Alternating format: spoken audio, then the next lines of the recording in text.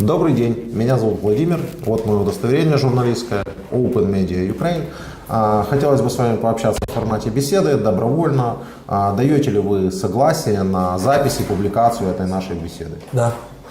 Даете. Значит, определитесь с дверью, пожалуйста. Давай по новой. Нет, по новой не надо. Как вас зовут полностью? Представьтесь, пожалуйста. Софронов Владимир Дмитриевич. А число месяца от рождения? 28 февраля 1999 года. С какого вы города? Я с республики Мария, города Йошкар-Ола. Город Йошкар-Ола. Да. Угу. Учились где-то в Йошкар-Оле? Да, в Государственном университете Марийском. Угу. Можете назвать классного руководителя, несколько, может быть, однокурсников своих? Это делается для того, чтобы люди, которые вас будут смотреть, понимали, что вы действительно из Йошкар-Олы, а не актер из Вооруженных сил Украины. Да, у меня куратор была Ольга, а в группе были такие спортсмены, как Артем, Мария. Фамилии не помните их? Артем, Несколько фамилий просто. Ну, им же ничего не будет за то, что вы их назовете. Петухова и Аликов, фамилии вот такие. Угу. Вот. Что самое примечательное в Йошкар-Оле? Центр хорошо, набережная красивая, был обустроена набережная, в центре очень красиво. И много церквей вдоль набережной. Много церквей вдоль набережной. Хорошо. Расскажите, пожалуйста, как вы попали в Украину? В Украину я попал 28 февраля, пересекая ее с Белоруссии под Чернобылем ранним утром, а именно в 7 утра, в составе колонны военной на КАМАЗе 200-м, который вез обеспечение. Можете сразу рассказывать подробности? Вы отвечаете на те вопросы, на которые вы хотите отвечать, да? Можете мне встречные вопросы задавать. Но если уже вы рассказываете эту историю, да, рассказывайте, пожалуйста, сразу, сколько там в колонне было машин, да, ну вот с какими-то такими деталями. В колонне было около 100 машин, 100 фур, которые везли, как я понял, продовольствие, там, может, боеприпасы там в каких-то фурах были, точно я не знаю. Также точное количество техники мне никто не доводил, как и маршрут, и куда мы едем, с какой целью мы туда едем. Мы ехали в составе большой колонны, которая была в некоторых участках усилена бронемашинами, все вооружены полностью. Когда мы пересекали границу, мы видели лагеря, уже укрепленные нашими войсками, техникой, танками, артиллерией, другой военной специальной техникой. Гордились, когда заезжали, видели это все? Я бы не сказал, что это была сколько гордость, сколько непонимания и страх, в честь чего все это происходит. Ну как же, ну я вынужден вас перебить. Вы заезжаете в чужую страну на огромной колонне машин с бронетехникой под прикрытием, там уже ваши лагеря разбиты везде. Ну так все, ну, вы же должны, ваша, наверное, гордость переполнять. Вот вы какая армия, вот вы как тут всех покорили, захватили уже. Наверное, же так должно быть. Покорили, захватили.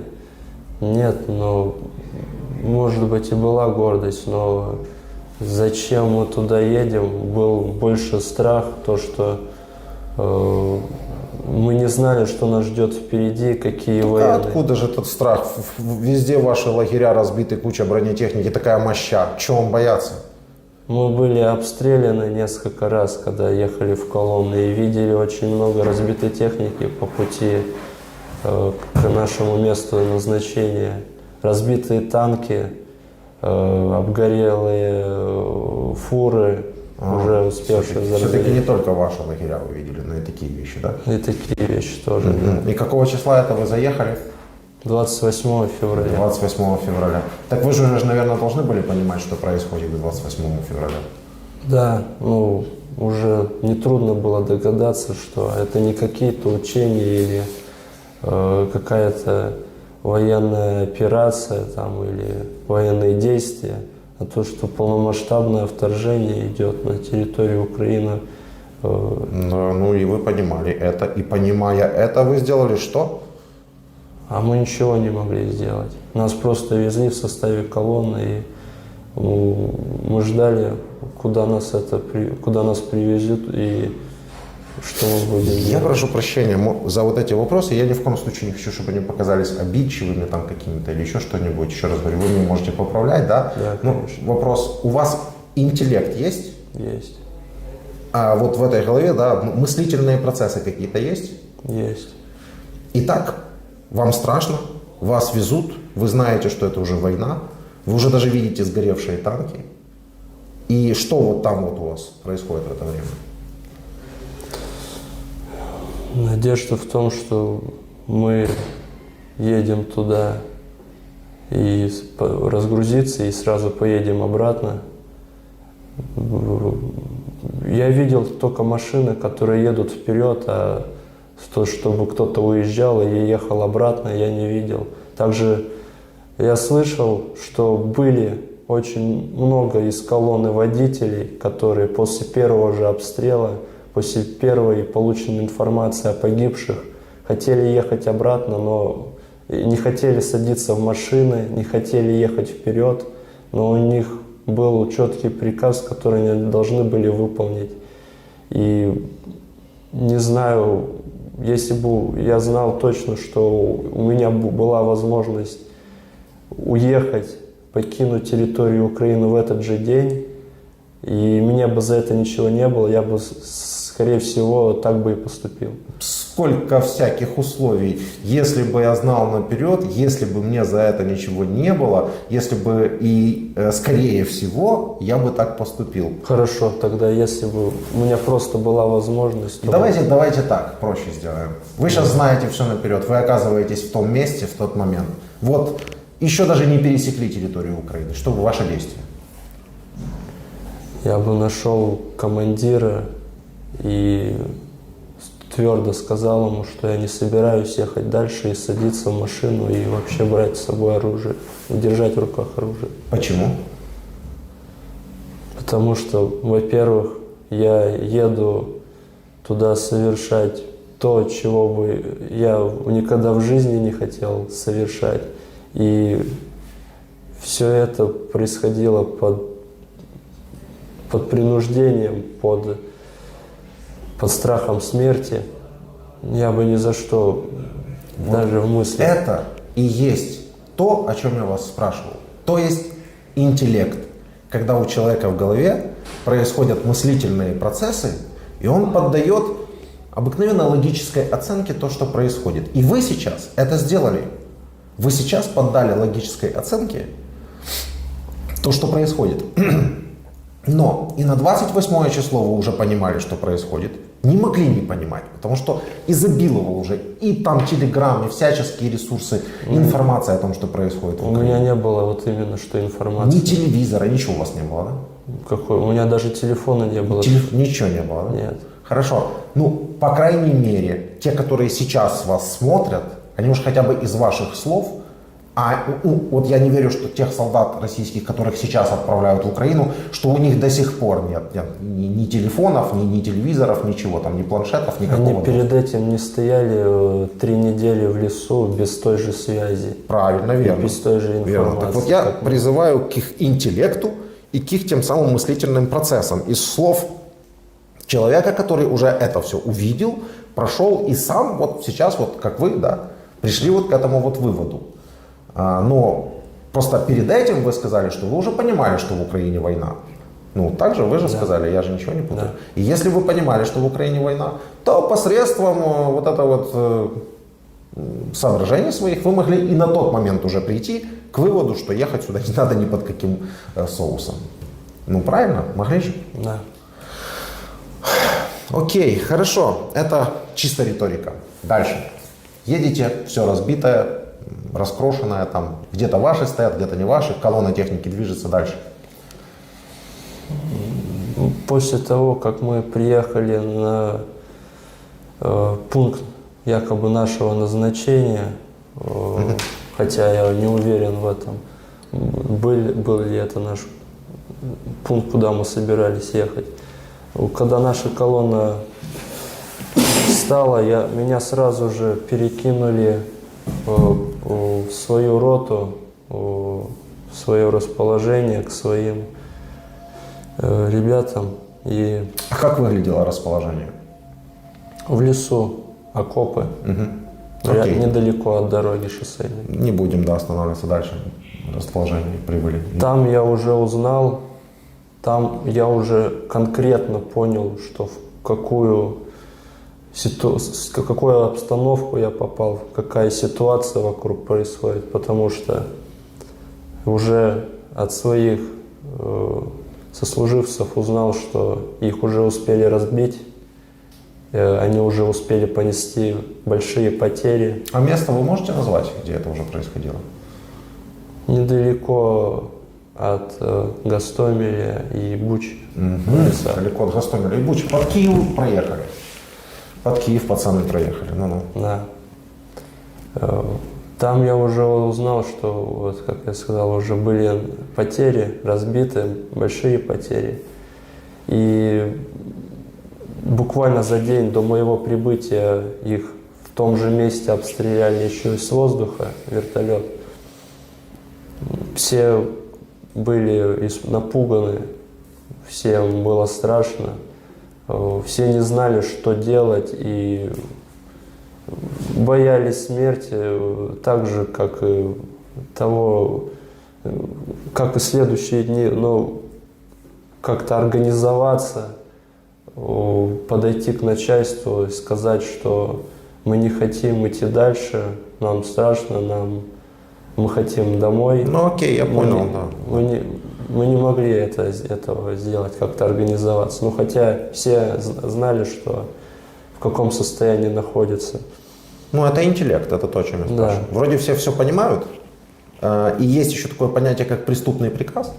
Ну, то есть зайти на чужую территорию, там даже есть конституция РФ какая-то, там даже это все прописано, да, с оружием, вот, без видимой на то причины, без какой-либо. Кстати, причины нет, может быть, вы все-таки видели причину?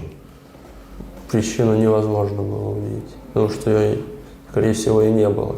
Потому что сколько вопросов не задавали, из-за чего война началась, из-за чего мы здесь, почему мы идем в Киев, за какой целью. Конкретного вопроса никто не получил. И никто конкретно не мог на этот вопрос ответить из вышестоящего командования. Вы понимаете, что происходит, да? Гибнут люди, куча людей, много людей. Да. Очень много людей, разных людей. И с вашей там стороны, а у нас простые гражданские. На тот момент нам еще не довели. Так вы уже технику разбитую увидели. Да, но мы знали, что потери идут, но мы не знали, какого колоссального масштаба эти потери достигли на тот момент. А хотелось дойти до Киева? Нет, я еще в колонии очень надеялся на то, что я просто приеду, разгружусь, и мы поедем обратно. Хотя ни одной машины, которая обратно возвращалась, не видели. Нет. Это как в той песне «Надежда, мой комплекс земной, а удача, награда за смелость». Да? Ну, у вас как-то, я не знаю, как у вас с удачей за вашу смелость, и будет ли какая-то награда. Вы как думаете, что будет с вами?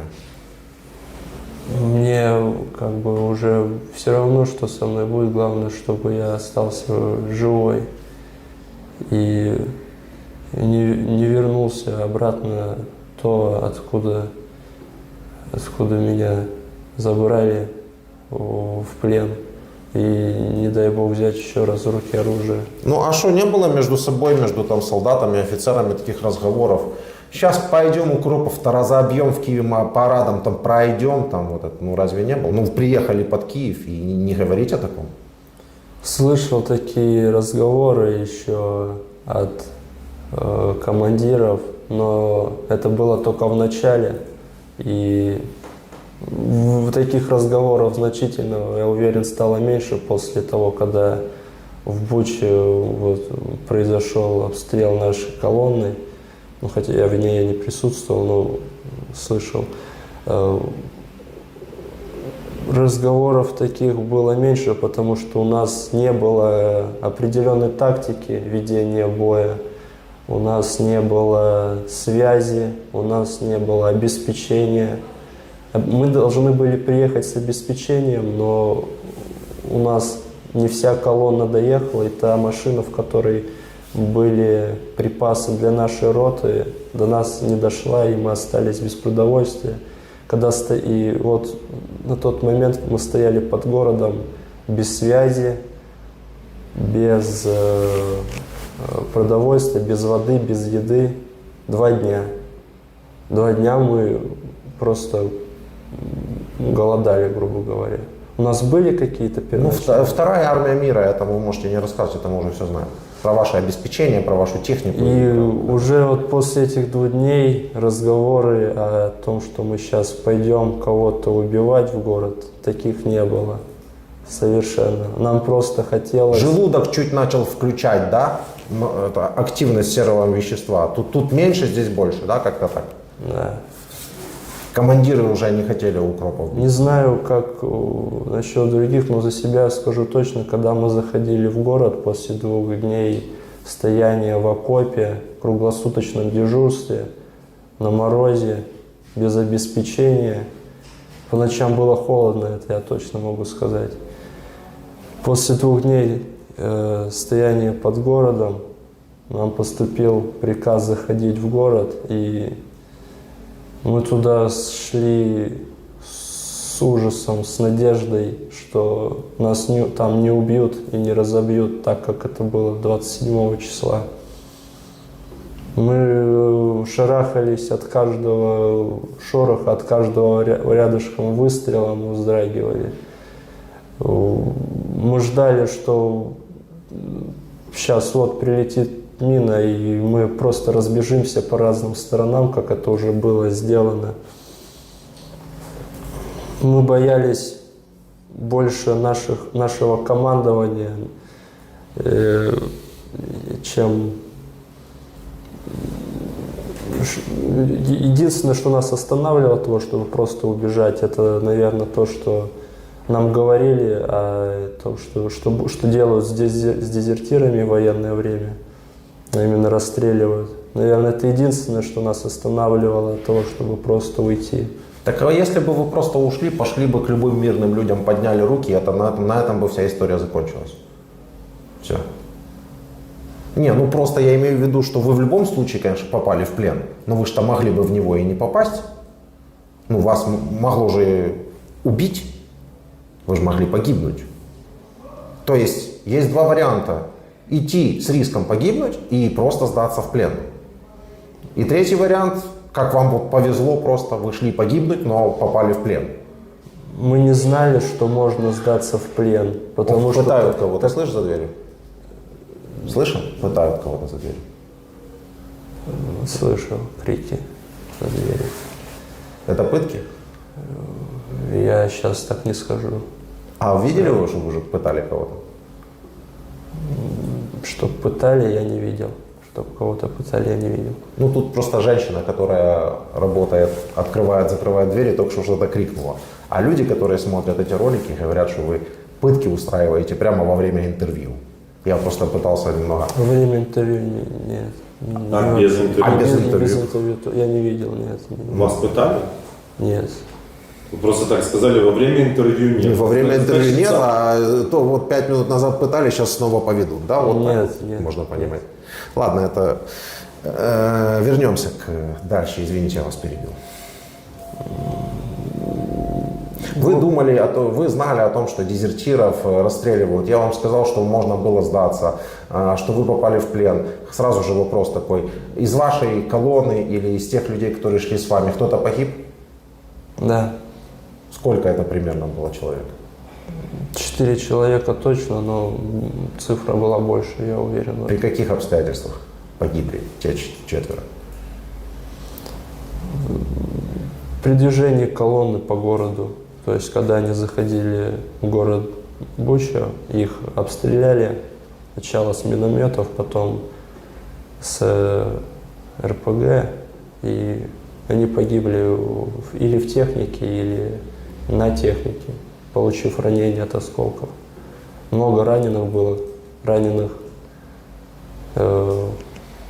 успели оттащить от техники горячей. Скорее всего, они спаслись. Но куда унесли их, отвезли ли их обратно, оказали им помощь, я это не знаю. Вот. Ну, вы все-таки прорвались как-то в Бучу, да? В Бучу, да, исходя из той информации, которую я сейчас получил, да. Ну, в Буче мы заходили туда также колонной, и мы шли с окраин города к центру, где подверглись, опять же, обстрелу, и наше командование приняло решение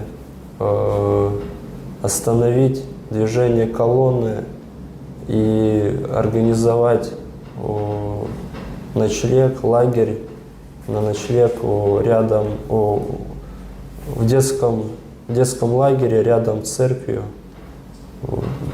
Точно местоположение я не могу сказать там точно. Но это уже в Буче было? Да, в Или Буче. в Гостомеле, может быть? В Буче или в Гостомеле нам даже такую информацию не могли сказать, в какой город мы заходим.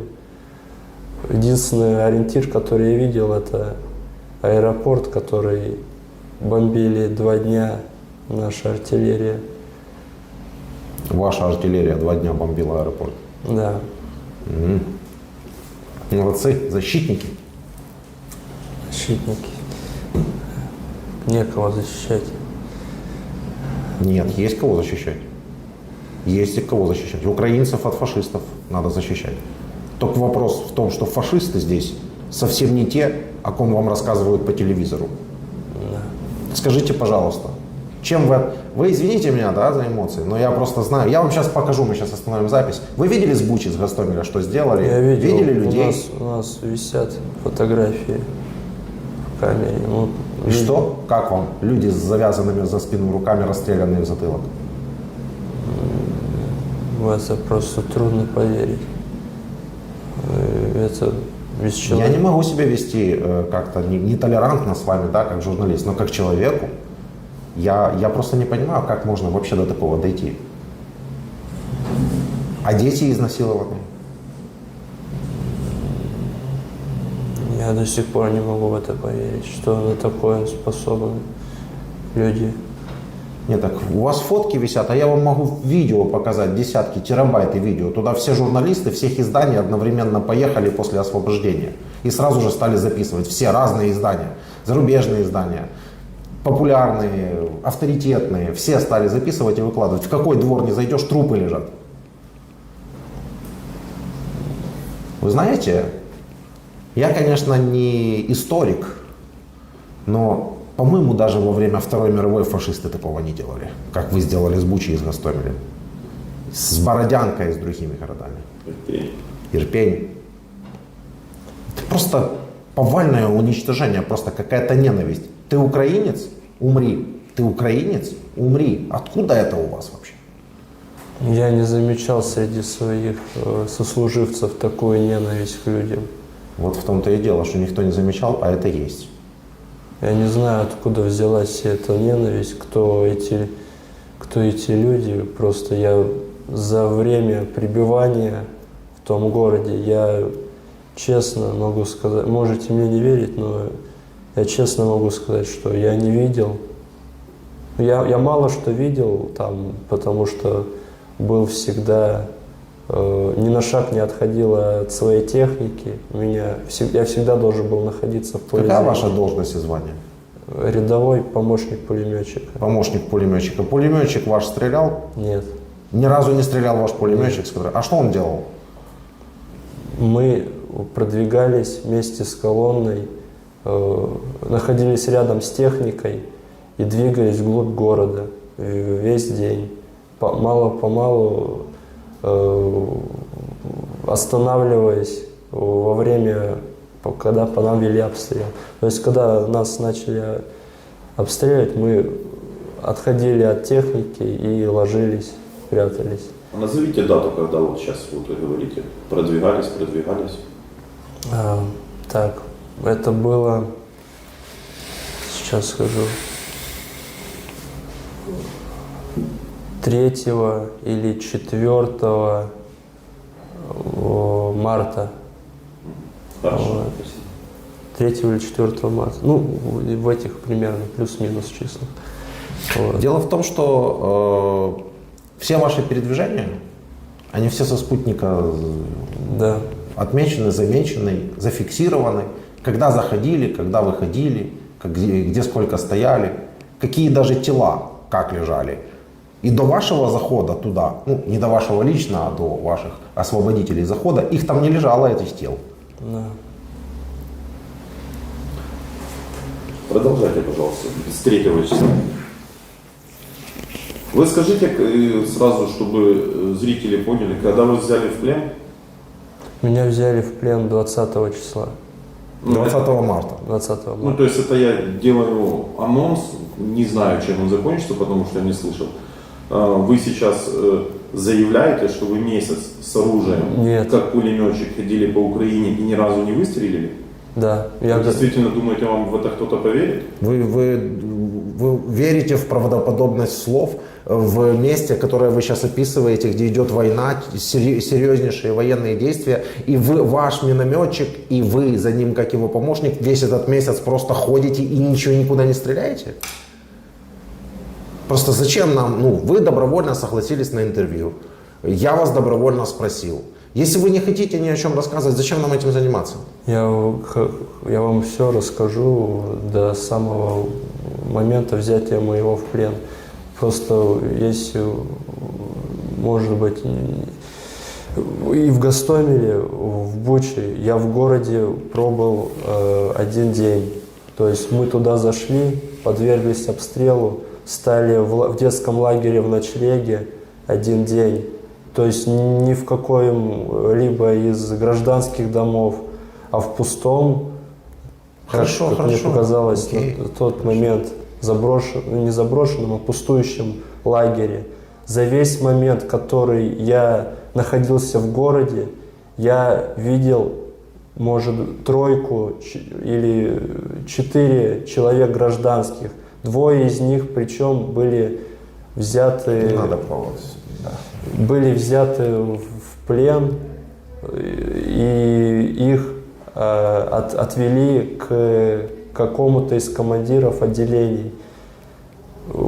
Гражданские люди были взяты в плен. Да, я только 2 видел, причем, может быть, на следующий момент их было больше, но я видел только 2. После того, когда мы остановились в лагере и переночевали, мы двинулись дальше, продвигаясь к Киеву, то есть... А что было с людьми, которые взяли в плен гражданских? Где их держали, в каких условиях, как кормили? Этого я не знаю. То есть, может быть, кто-то и остался в этом лагере, там в городе, зашли другие войска. Этого я не знаю. Остался. Понаходили людей с завязанными за спину руками, так и оставленными в подвале, которые уже просто не выжили. Скорее всего. Но я, честно говорю, я не видел этого. Я покинул... Нет, конечно, вы этого не видели. Вы не обязаны видеть абсолютно все. Просто если вы видели гражданских людей, которых взяли Я не в плен, отрицаю, то у меня к вам вопрос, а как их кормили, где их содержали, кто за ними смотрел, если вы за собой усмотреть не можете? Да. Я не отрицаю то, что вы говорите. Я видел фотографии, я видел... Да я вам могу сейчас остановить запись и видео мы с вами час посмотрим, если хотите. Для лучшей, как говорится, освоения материала для лучшего. Если вам это нужно. То, что я видел, мне вполне достаточно. Я видел все эти тела, лежащие в земле. Нет, вы на фотографиях, говорите, видели тела в земле. А вживую вы их, получается, не видели, что ли? Вживую я видел труп, лежащий вблизи входа в этот лагерь. И это единственный труп, который я видел на тот момент в городе. То есть того, что сейчас было изображено вот на фотографиях, то, что сейчас творится в в какой момент этот труп появился там, когда вы в лагерь заходили? Он до этого там лежал какое-то время, то есть... А до этого там ваши войска были или вы первые в этот лагерь зашли? До нас туда заходило... Ну вот 27-го туда заходили, и до этого еще пару дней туда отправляли технику с разведкой. И какое-то время город находился под обстрелом. Но на тот момент, когда вот я заходил в город и останавливался в лагере вместе со своей техникой, со своим батальоном, единственный труп, который я видел, это тот, который находился рядом со входом в этот лагерь. На тот момент это все. И что с этим трупом было, что вы с ним сделали? Это какой-то гражданский человек или военный? Это был гражданский человек. Гражданский человек. И что вы с этим трупом сделали? Мы ничего с ним не сделали. То есть как-то... Лежит, да и лежит. Да. А похоронить? Нам не говорили к нему приближаться, трогать его или обыскивать, или что-то еще. Он просто лежал и сказал... Вы говорите, вам не говорили, но вам и не запрещали. Но вы как человек-то понимаете, что если лежит труп, его нужно убрать, там, похоронить? Не запрещали, нет. Нам говорили, что не трогать тела погибших. Команда... А как вы думаете, в результате чего погиб этот человек? Ну, может, он шел, споткнулся, ударился головой об бордюр. Или там, не знаю, сам жизнь покончил в этом месте с собой. Что с ним случилось? Я точно знал, что его убил кто-то из наших. А почему вы так думаете, что его убил кто-то из наших? Вот сейчас у вас там рассказывают о том, что мы сами обстреляли. Вот просто из вашего рассказа тоже можно заключить, что вы заходили, и тут труп. Наверное же артиллерия украинская прилетела, да, и этого человека убила. Вы же там, наверное, видели воронку какую-то от украинского снаряда, да, или что-то такое. Ну, если человека убила артиллерия, а не ваши люди, то это должны быть какие-то визуальные признаки, наверное. Нет, его убили. Он был накрыт чем-то, я не мог понять, убили его или из оружия, или снарядом. Рядом воронки я не видел, но, по-моему... Я понял, арта не работала по этому месту, да, куда вы поселились? До этого, я имею в виду. До этого работала, но там были воронки, там были следы больших снарядов, то есть большие воронки. Я видел разрушенные дома, но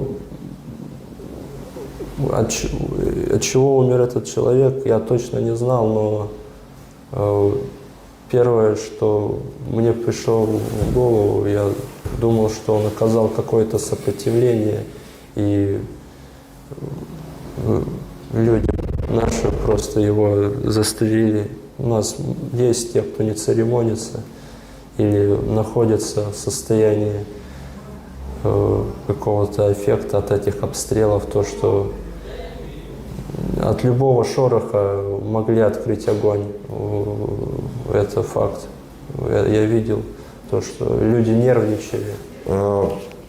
А вас кто-то встретил с хлебом, с солью, радужно как-то из гражданских? Нас никто не встречал. Гражданские все, если и были там, то они прятались по домам. Вы для себя уже нашли на тот момент ответ на вопрос, зачем вы туда пришли? Нет, А искали? искал. И что находили? Ничего. Ничего. Да. Ну, дальше.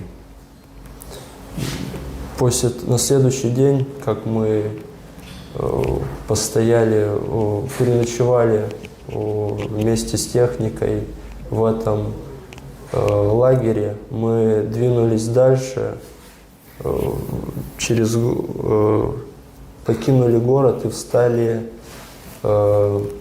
близ какого-то населенного пункта, где были только частные дома, в лесу. То есть не прямо в городе, в домах, а в лесу. Потому что думали, что там находится противник. И В лесу думали находиться? Не в лесу, в населенном пункте.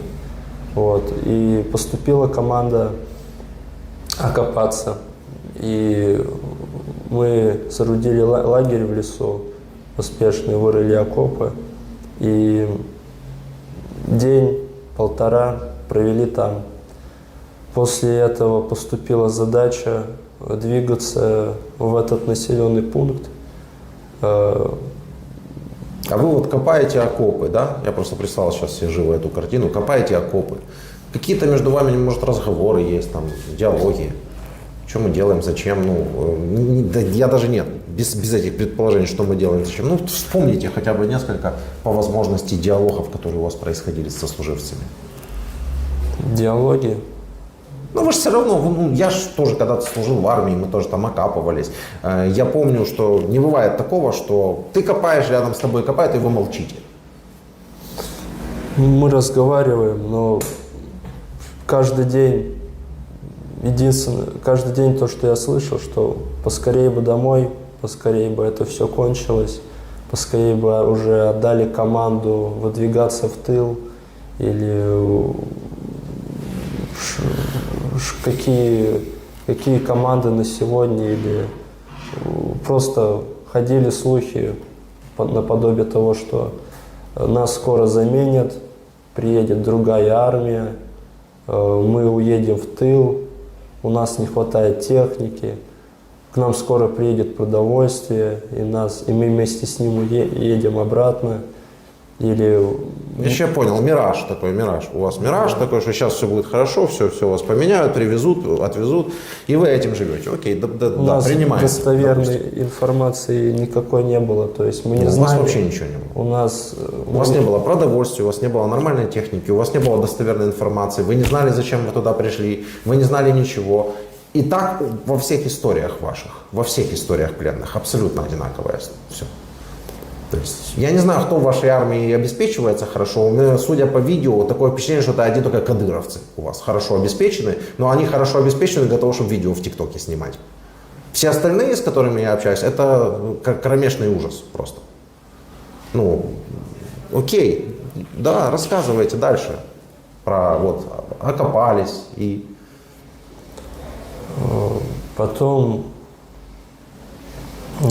поступил приказ организовать что-то вроде контрольно-пропускного пункта на другой стороне этого населенного пункта, на дороге, которая вела из города. Там мы встали во дворах частных домов рядом с дорогой, которая выходила из города. Поставили там технику, замаскировали ее, вырыли окопы, поставили пулеметы, и день-полтора мы там наблюдали, как выезжает колонна гражданских из города, и офицеры, старшие там, сержанты ведут осмотр гражданских, которые выезжали из города. Там были желтые автобусы, там были гражданские машины, там были гражданские населения. И осматривая их, я видел, что у них забирают телефоны, то есть всю связь у них изымают и только потом пропускают через наш контрольный пункт. То есть только потом дают проехать. Вот. Ну, то, что мы их пропускали и они выезжали, это факт. Это я видел личными, своими глазами. Вот. И мы контролировали этот процесс. Но через 1,5 дня днем нас, видимо, обнаружили, и по нашим... В тот момент не ехала колонна из гражданских, то есть никто не выезжал из города. Потом... Я, конечно, прошу прощения, но мне сейчас люди рассказывают из Бердянска точно так же вот выезжают, якобы через контрольно-пропускные пункты, их осматривают. Не просто отбирают средства связи, телефоны у гражданских, а полностью досматривают машину, вытрушивают сумки. И все, что кому понравилось из ваших этих, людьми их не назовешь, обезьянами их называть, это обезьян обидеть, я не знаю как. В общем, вот эти вот фашисты, которые досматривают гражданских людей, просто берут и забирают у них все, что им понравилось. Вы сейчас говорите о том, что просто забирали телефоны, да? Я не буду спорить с тем, что забирали то, что все им понравится. Так вы же сами сказали, что вы стояли, точно так же досматривали. То есть и вы, получается... Контролировал, он сказал. Мы контролировали процессом. То есть забирал. Этим занимались сержанты.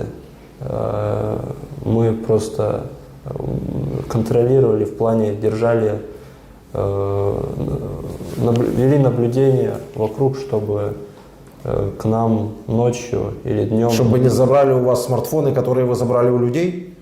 Драгоценности, деньги и все остальное? Не, вы, пожалуйста, расскажите конкретно, что забирали у людей, мне интересно.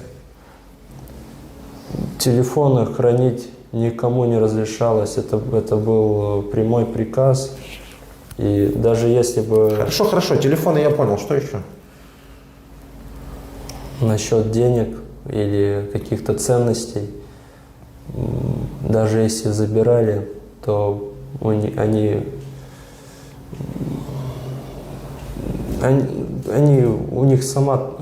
у самих была там какая-то схема распределения, кому это все относили или показывали, то есть... Нет, я понимаю, не схема распределения, это дерибан называется, Дерибан. У бандюков. Понятно, что до таких, как вы, оно, наверное, же не доходило ничего, потому что рядовой. Да, К сожалению, да. Да. Жалко не доходило. Не-не-не, это сейчас вот, да, лишнее. Мы вели мы наблюдали за тем, как ведется досмотр. Не наблюдали, мы охраняли ту точку, на которой стоял контрольно-пропускной пункт. И это была основная наша задача. Я понял. Также пытались оборудовать как-то продовольствие, еду, делили сухпаи, брали воду в колодце. Я просто, да, прошу прощения, я фашистами назвал. Вот сейчас вот думаю, наверное, я же вам вначале сказал, что вы можете мне контраргументы какие-то, контрвопросы какие-то задавать, да. То есть, объясните мне, почему они не фашисты, если вы считаете, что, или там вы, все вы, которые туда зашли, чем вы лучше фашистов, или чем вы от них отличаетесь? Я ничего не могу сказать по счету этого. То есть никаких аргументов привести против этого не могу. Так вы понимаете тогда, кем вы являетесь на данный момент, кем вы были вот несколько дней назад еще? Да. Кем?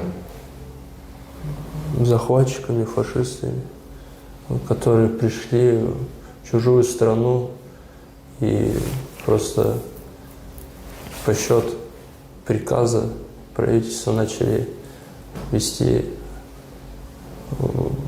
атаку, захват страны, уничтожение мирного населения. Ну, правильно, правильно. Поэтому вы же извините, я буду вещи своими именами называть. Да. Особенно после того, что я увидел в последние дни, я уж по-другому называть и не могу. Ну, и что ж вот делали дальше? Ну, хорошо, останавливали машины, осматривали, досматривали. Вы, люди из другой страны вообще, приехали в суверенное государство, обложили город, через трупы переступаете, машины досматриваете, вещи отбираете. А потом пишете у себя там в средствах массовой информации, что это сделали мы все сами. Вы отвечаете себе на вопрос, почему мы раньше до вашего прихода ничего этого сами себе не делали, а начали делать после вашего прихода сами себе и своим людям? Вы отвечаете себе на вопрос, на кой хрен вы вообще сюда приперлись-то? Вы можете сейчас обратиться к людям и объяснить, вот своим россиянам, я сюда в Украину пришел для того, что, пожалуйста, я опубликую, давайте, говорите. Я не пришел сюда для чего-то. Я выполнял. Меня сюда, можно сказать, привезли. Мне отдали такой приказ. Нет, так они же мне продолжают писать, что мы еще привезем, мы убьем вас всех, мы в Киев возьмем, мы там еще что-то возьмем, еще куда-то себе возьмем. Вы обратитесь к таким людям, россиянам, которые пишут эти комментарии мне. Потому что мне все равно, но это реальные люди. Что они хотят, по вашему мнению, что у них в голове вообще? Что у них в голове? Как вы думаете? Я не знаю, я единственное, чего хочу, обратиться к россиянам, к вооруженным силам России. Это единственная просьба прекратить все наступательные действия, все военные действия на территории Украины и вообще покинуть. Вы поймите, этого мало.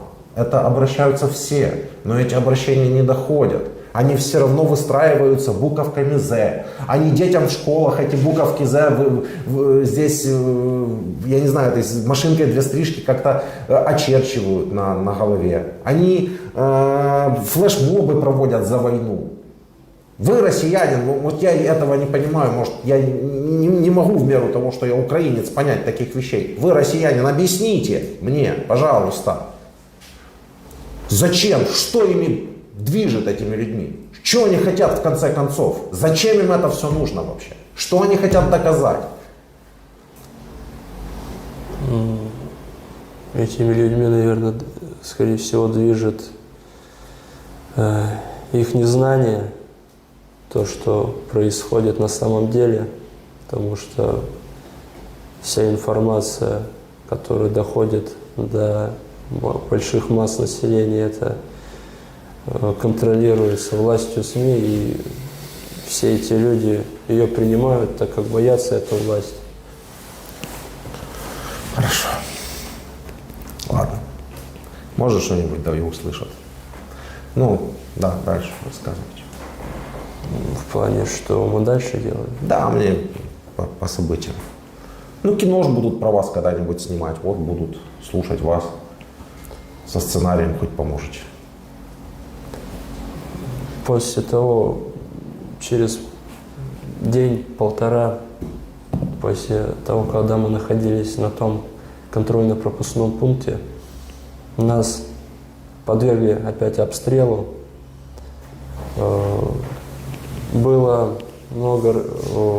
Были раненые.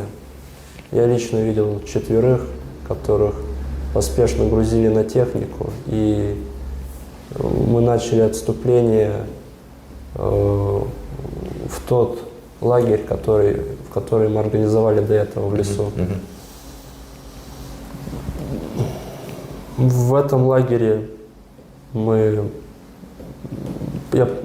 погрузили не пленных, а раненых на машины и увезли глубже в тыл, после чего техника вернулась, поступила команда, что сегодня мы опять ночуем в этом лагере, и на следующий день должна была прийти обеспечение продовольствия. Так и случилось, на следующий день приехал КАМАЗ с сухпаями, с водой. Мы набрали там определенное количество себе в машину и двинулись дальше, объезжая уже этот населенный пункт в сторону Киева, к следующей деревне. Там тоже также такие же частные дома стояли. Недалеко от этого населенного пункта она находилась. Там мы также стояли на окраине этого населенного пункта. Также были видны за эти 3 дня, как производилось мародерство. Дома там все были пустые, то есть я не видел ни одного гражданского, чтобы там кого-то выводили. Давай перед вот этим мародерством позвоним родителям его, да, только я вас предупреждаю, просто вот это производилось мародерство, это как вообще ни о чем, знаете, то есть мне бы хотелось бы все-таки, мне все равно, сколько будет длиться это интервью, да, это исторический материал, это через 100 лет мы, наверное, будут еще смотреть и слушать то, что происходит. И сверять с тем, что... Поэтому мы перезвоним сейчас вашим родителям, если они захотят с вами поговорить. Я сразу предупреждаю, ребятушки, игры закончились.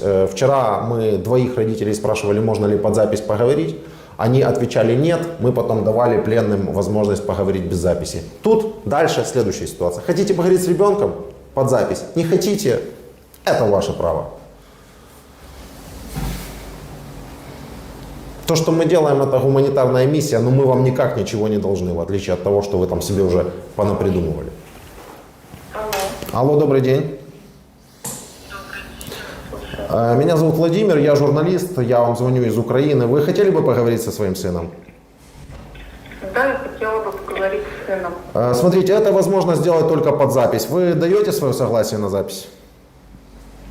Давайте, даю. Давайте. Привет, мам. Это я, Вова. Твой сын. Вов, привет, сынок. Держите телефон, вас будет плохо слышно. Со мной все хорошо, я цел, здоров. Слава Богу, я знала об этом. Ты получила нормально, сообщение, да? Какое сообщение, от кого? Я просил, чтобы написали тебе, что со мной все в порядке. Кто просил? Я не знаю, я ничего не получала, Вова. Ладно. Я сейчас нахожусь на территории Украины. Да, я знаю, что ты там. Вов, мы тебя обязательно заберем.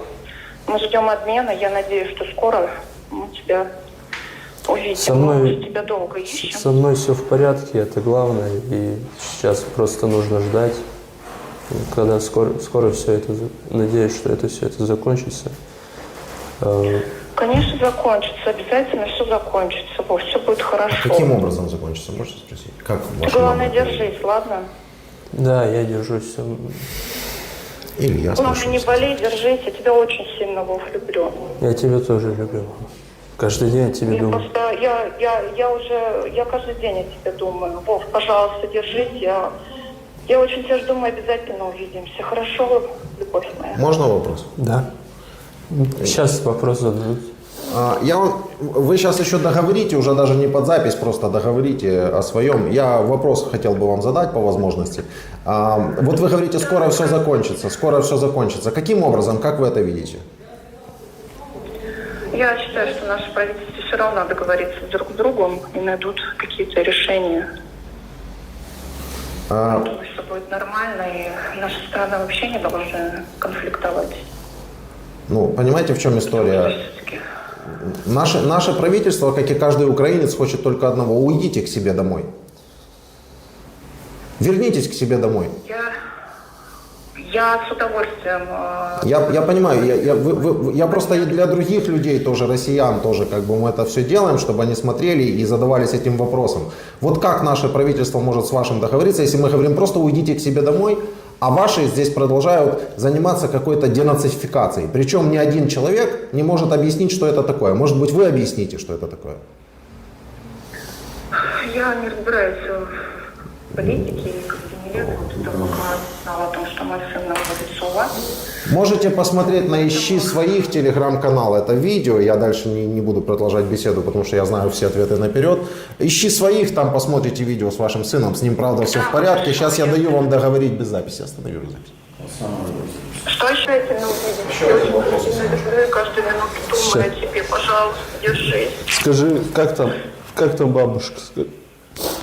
Бабушка переживает за тебя очень. Передай ей, что все хорошо, чтобы она не волновалась. Обязательно передам, обязательно, да. Спасибо журналисту, скажи, что позволил... Сейчас он еще хочет вопрос тебе задать. Мама, я тебя очень сильно люблю. Я тебя... Я прошу прощения, да, спасибо, это много очень. Вот вы говорите, вы политикой не интересуетесь, да? Я не вдаюсь в такие как бы глубокие какие-то политические вопросы. Скажите, возле меня ваш сын или политика? Для меня мой сын главнее. То, что он у нас сейчас находится в плену, это политика? Я не могу ответить на этот вопрос, возможно. Я знаю, что он просто уехал на обучение в Беларусь, а все, что после этого я вообще... Нет, я просто поражаюсь вашим ответом. Я поражаюсь, искренне поражаюсь вашим ответом.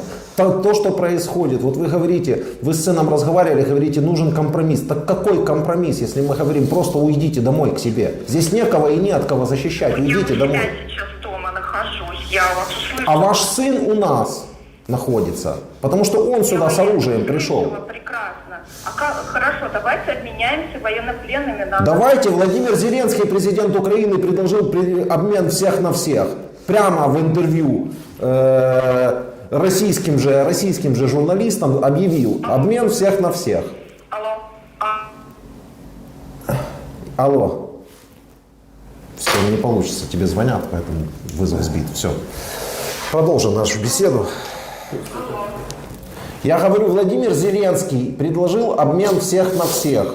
В интервью российским журналистам, можете найти это интервью. Как ответил ваш президент?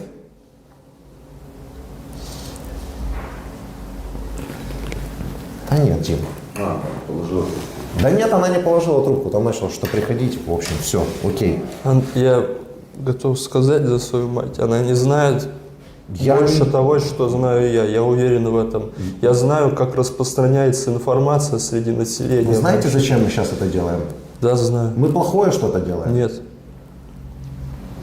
Мы это делаем как раз для того, чтобы донести туда, вот, донести уже туда что-нибудь, как-нибудь. Понимаете? И Зеленский действительно в интервью российским журналистам сказал, я предложил обмен всех на всех. Всех, забирайте всех своих. Ваших здесь больше, чем наших там. Но мы просто своими людьми больше дорожим. Нет, ничего, нет. Только какие-то локальные обмены через какие-то такие договоренности, что...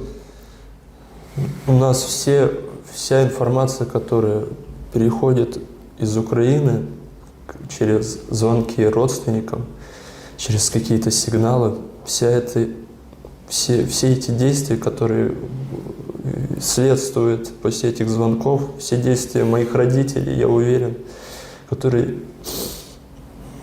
будут пытаться, я уверен, они будут пытаться меня отсюда вытащить, будут писать в правительство и размещать всю информацию. Володя, все это контролируется. Володь, проблема же не в этом.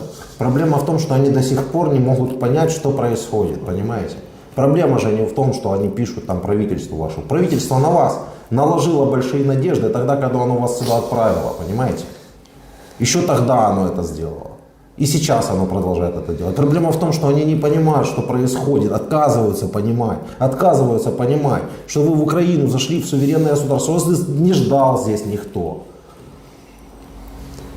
То вы не нужны здесь никому. Кого вы здесь защищаете, от кого? Объясните мне. Вот вы же здесь почти месяц пробыли. Кого и от кого вы защитили?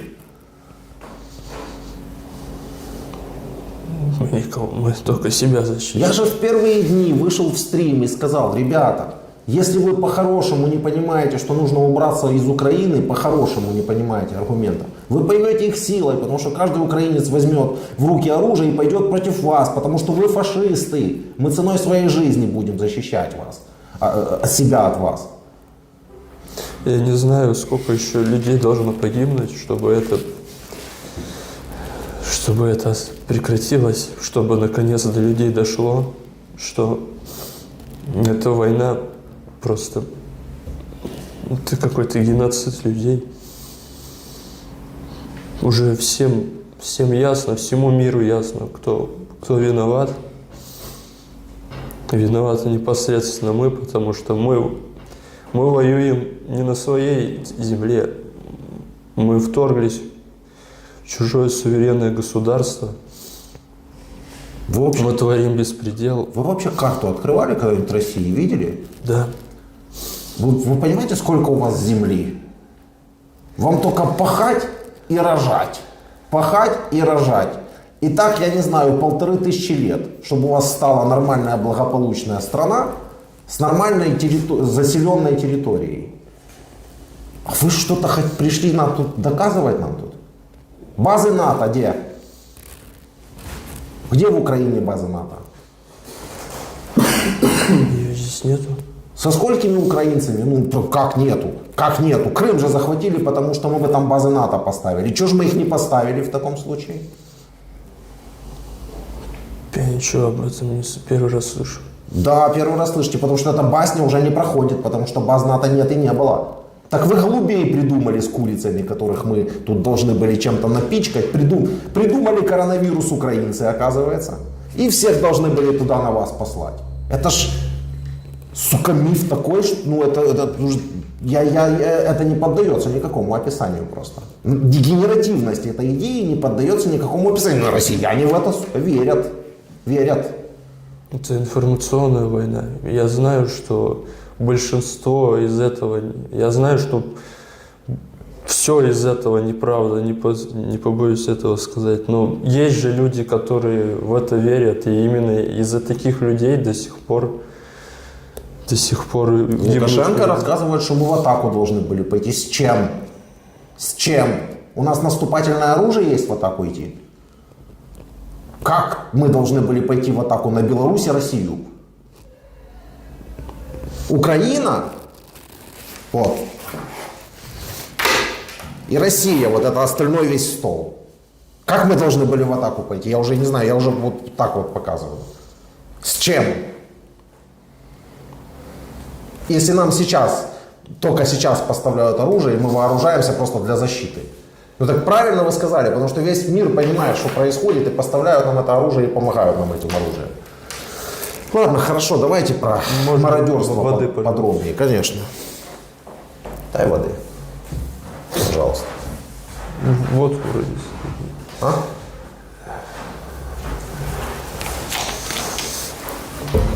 Спасибо.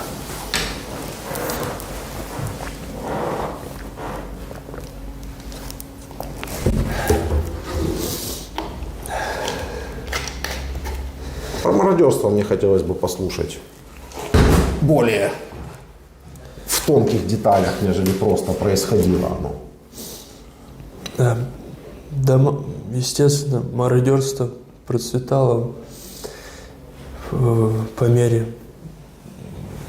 того, как мы заходили в города, в населенные пункты.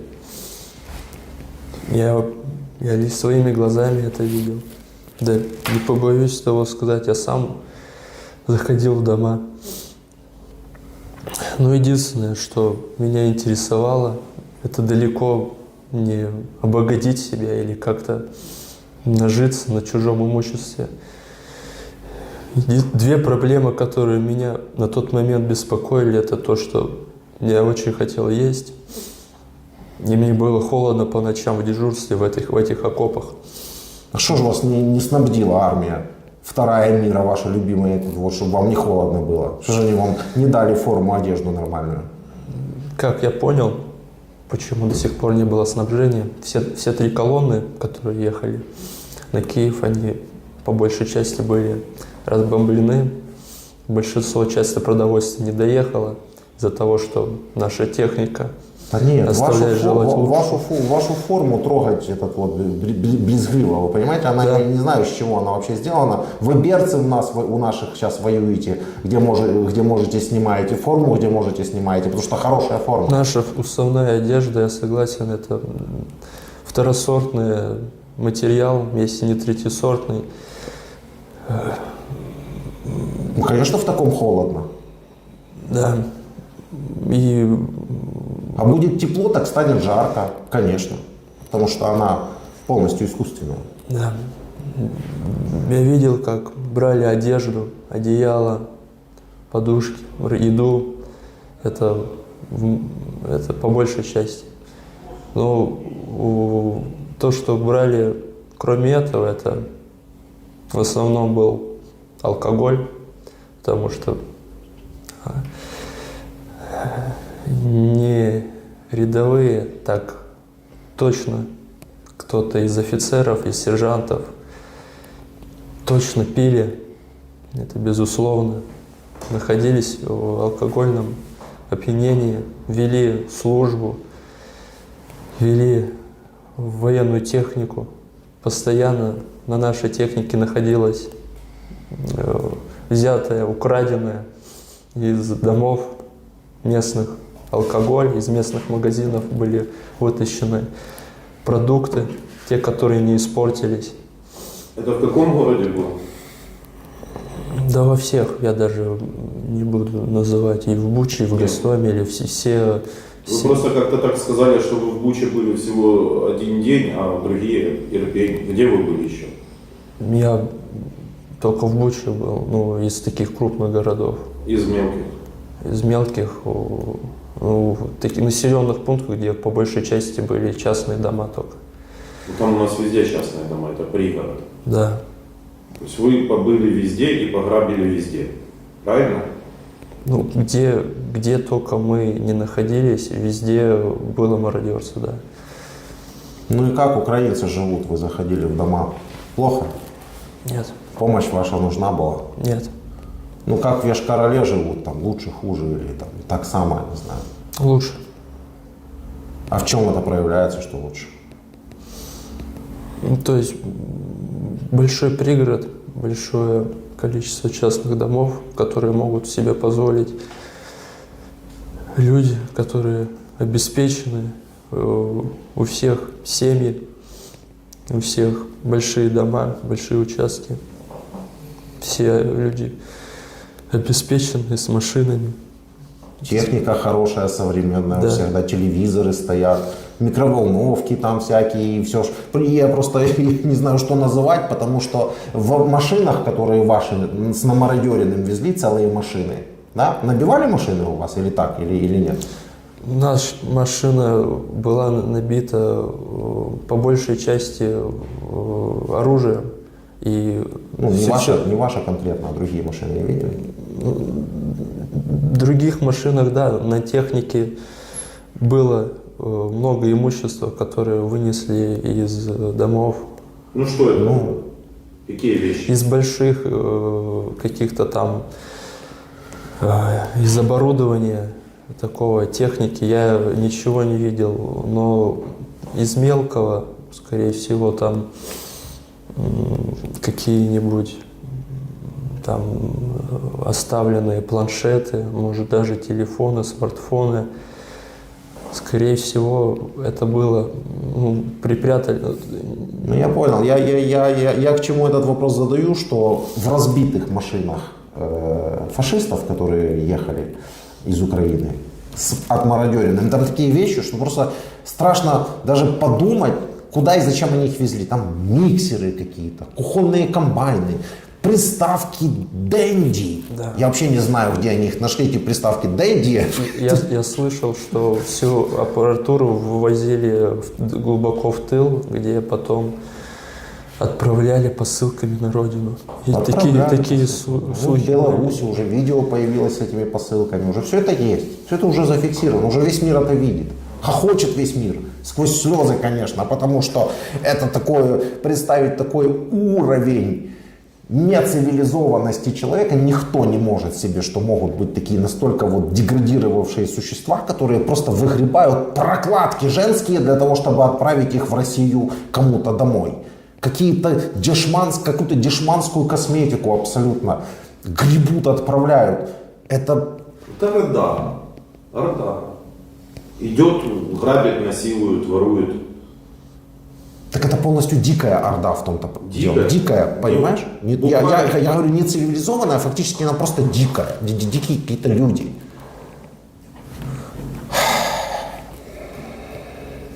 Нормально, да, жили украинцы. В вашем спасении не нуждались. От микроволновок своих и миксеров. И прокладок. Просто я... Ну так или не так? Так. Многие из военных пытались взять что-то из этой войны себе лично, потому что, поступая на контракт в армию, это больше всего нужда в том плане, что работы и денег на гражданке не хватало. Именно поэтому множество военнослужащих — это те люди, которые или без образования, или без возможности найти хорошую работу на гражданке идут в армию, чтобы хоть как-то обеспечить себя, семью. А из-за того, что их положение и так трудно в связи с общим состоянием в стране, которая от кризиса до кризиса живет, они берут все. А вы чего в армию пошли? Я пошел в армию по срочной службе. Моя цель заключалась в том, чтобы получить военный билет и устроиться вместе с военным билетом в госструктуры МЧС. Вы срочник? Срочник, но я подписал контракт. Значит, не срочник. Ну, уже не срочник, раз подписал контракт. А когда присягу приняли? В 20-х числах января этого года. Вы понимаете, что если ваша... 22-го года? 22-го года. А до этого в армии не были? Прослужил, я пришел в армию 28 ноября прошлого года. То есть я получил повестку и прибыл в полк на ведение службы.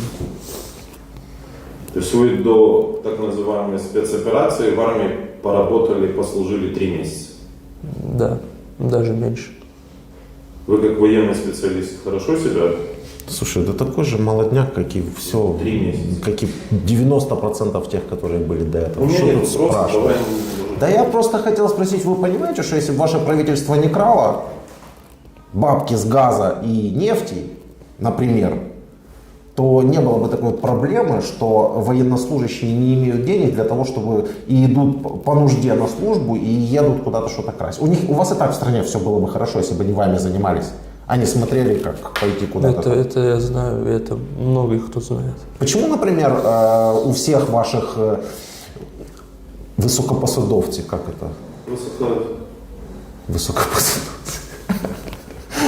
Ну, короче говоря, там, министров всяких, депутатов, дети обязательно учатся где-то за границей, живут за границей. Почему у них виллы, дачи у всех за границей? Раз они такие русские патриоты, а? Не знаете? Они патриоты. Они просто лучше для себя все хотят сделать. Для себя, для своей родни. А рупоры информационные, которые вам говно в уши вливают, десятки тысяч долларов в месяц получают. А вы идете по нужде в армию для того, чтобы хоть как-то прожить и прокормиться. И в это же время вы приходите вечером, включаете этих мудозвонов И вам все сразу начинает нравиться. Как это работает, честно, я не знаю, но я понимаю, что в это вложены миллиарды и десятки лет, наверное, работы. Давайте заканчивать эту всю историю. Передайте привет всем, кого вы знаете, и что бы, по вашему мнению, вы бы сделали, если бы... ну это вы уже говорили. Вот тех, кого отправляют, что вы можете передать? В Украину тех, которые отправляют. Они уже все знают, они уже видели это все, знают, куда едут. Я хочу сказать всем военнослужащим, которые сейчас отправляются в Украину, которым отдали приказ выдвигаться, не бойтесь ничего, бросайте службу, расторгайте контракты, не бойтесь идти против своего начальства, против своего командования. Стойте на своем, не езжайте сюда, не губите души мирных людей и свои. Оставайтесь на родине, оставайтесь в России, не езжайте никуда. Не бойтесь идти против командования, не бойтесь ничего, что вам будут говорить о том, что вы будете дезертиром или предателем Родины. Поверьте, получить срок в России – это чем погибнуть в чужой стране, на чужой земле. Это нам... Я призываю всех прекратить эти военные действия и перестать отправлять войска на территорию Украины и задуматься уже о прекращении войны. Я так понимаю, вы простояли и в Буче, и там, где вы знаете или не знаете эти села или города, и так вы все это время ни одного выстрела не сделали, то есть ни одного патрона не подали своему минометчику, да? Да. Да. А другие стреляли как-то там? Были какие-то стрелковые бои, может быть, в городах? Я не наблюдал ни одного прямого контакта с противником. Я понял. А как вы в плен попали в результате? Вот когда мы окопались очередной раз, для нас это уже было привычно находиться в окопе, вести наблюдение. И как только после очередного ночного дежурства у нас началась, мы готовились к завтраку, к пересменке такой небольшой. Как только я остался один и вышел с окопа и увидел троих людей. Сначала я подумал в первые секунды, что это наши и просто идут к нам там за какой-то надобностью. Но когда я увидел, что у них на руках далеко повязки голубого цвета, я не сразу понял, что это враги, потому что я до этого их не видел. Но когда они наставили на меня оружие и сказали тихо, не кричать, ничего не делать, а медленно подойти к ним. Я пропустил, как так оказалось, что вы оказались далеко от своих? Вы просто сказали, готовились к пересменке, вы не объяснили, как так случилось, что вы далеко оказались от своих? Я не был далеко от своих, просто мое местонахождение окопа было не в самом хорошем расположении, то есть не просматривалось с других сторон, то есть меня могли не потерять из поля зрения. Вот, и то есть видели, как я выходил, скорее всего, меня видели, как я выходил из окопа, но, может, скорее всего, подумали то, что я там отошел по нужде или куда-то еще. Суть в том, что как только я увидел, что на меня трое вооруженных людей направили оружие и сказали к ним подойти, я повиновался, подошел, и так меня и взяли в плен. То есть я знал, что если я крикну там или сделаю лишнее движение, меня убьют. Именно под страхом смерти я в точности выполнил их приказы. Куда вас доставили потом? Меня доставили там в лагерь близ Киева, там, где уже находились что-то вроде штаба там, или Ну, лагерь имеется в виду палатки, там, где военные были? Или там здание было какое-то. детский лагерь, типа? Нет. Когда меня взяли в плен, меня отвели по лесу уже в другой какой-то населенный пункт, там, где уже находились украинские войска, где меня обыскали на предмет нахождения оружия. Там завязали глаза, посадили в машину и отвезли уже вглубь города. Там уже и допрашивали. Если можно, несколько простых коротких вопросов. Да, нет, там такое. Что такое русский мир? Русский миф, Мир. русский мир. Ну, есть такое выражение «русский мир». Часто о нем говорят у вас по телевизору, по радио «русский мир». Что это такое? Представления нет. Путина уважаете? Нет. Как вы считаете, российская армия, она очень сильная? Нет. А раньше вы думали, что она сильнее? Да. Как вы можете оценить отношение ваших командиров к вам по 5-бальной шкале? 2 или 1. Как вы можете оценить отношение к вам в плену в Украине? Хорошо, относились по-человечески гуманно. Добровольный разговор у нас с вами? Добровольно. Эмоции мои понимаете? Совершенно, да. У меня вопрос. Как вы думаете, что должны с вами сделать жители Бучи, Ирпеня, вот если вот вас отдать вот им просто на улице? Мне страшно представить. А вы расскажите. Кратко вот там. Ты хочешь подробностей с расчлененкой? Да. Я думаю, это люди хотят. Нет, я больше хочу услышать ответ на вопрос.